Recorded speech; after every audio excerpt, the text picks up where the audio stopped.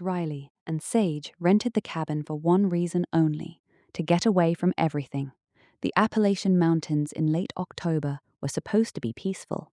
Fog rolling through the hollows, crisp air, golden leaves.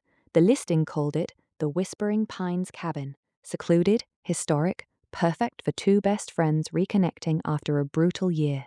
They arrived just before sunset. The cabin was older than expected. Dark wood, sagging porch, windows that looked like tired eyes. A hand-carved sign above the door read, "Those who enter may never truly leave." Sage laughed, quaint. Riley felt something cold brush the back of her neck but said nothing. The first night was almost perfect. They drank cheap wine, roasted marshmallows in the fireplace, and told stupid ghost stories. Around midnight, the wind picked up and the trees started whispering.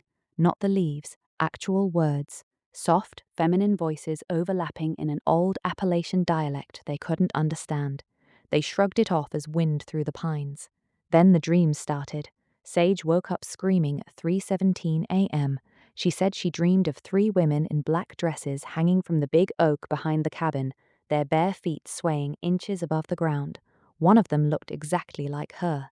Riley didn't sleep at all. She kept hearing footsteps on the roof, slow, deliberate, like someone circling the cabin, looking for a way in.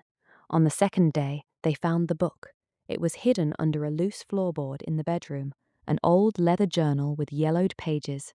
The handwriting was elegant, feminine, dated 1893.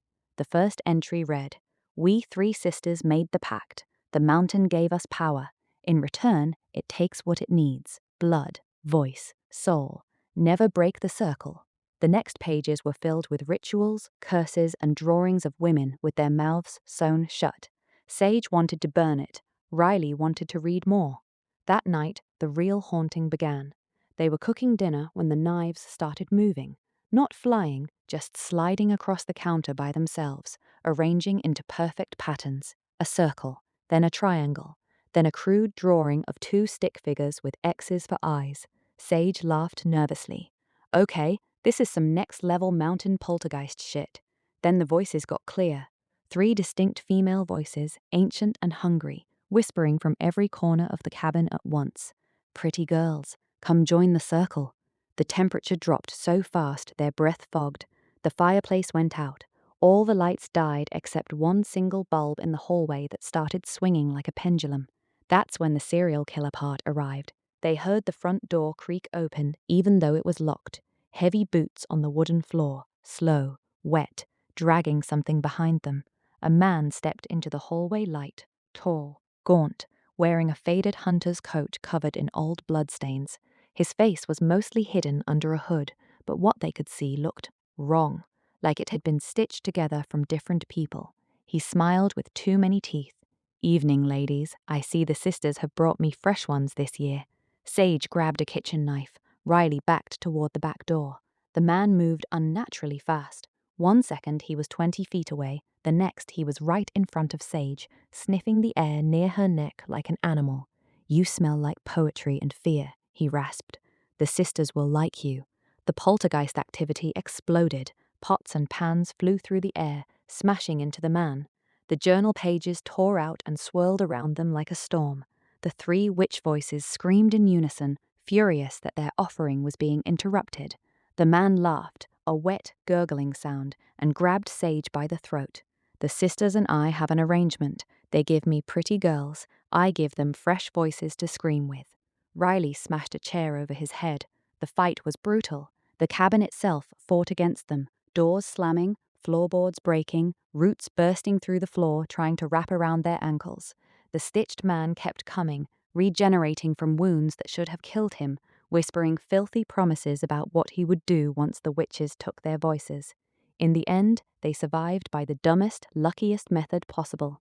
Riley found the original pact page in the journal and read it aloud while Sage held the man off with a flaming log from the fireplace. The moment she finished the final verse, promising eternal service to the mountain, the three witch voices screamed in rage. The stitched man froze mid-lunge. Then the cabin turned on him.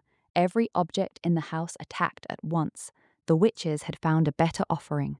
They watched from the porch as the man was dragged screaming back into the woods by invisible hands made of roots and shadow. His screams lasted a long time. Both girls survived, but the mountain kept a piece of them. Sage can no longer write poetry. Every time she tries, the words come out in the ancient dialect of the witches, and her hands start sewing her own mouth shut with invisible thread. Riley still hears the three sisters whispering at night, offering her power if she brings them more pretty girls.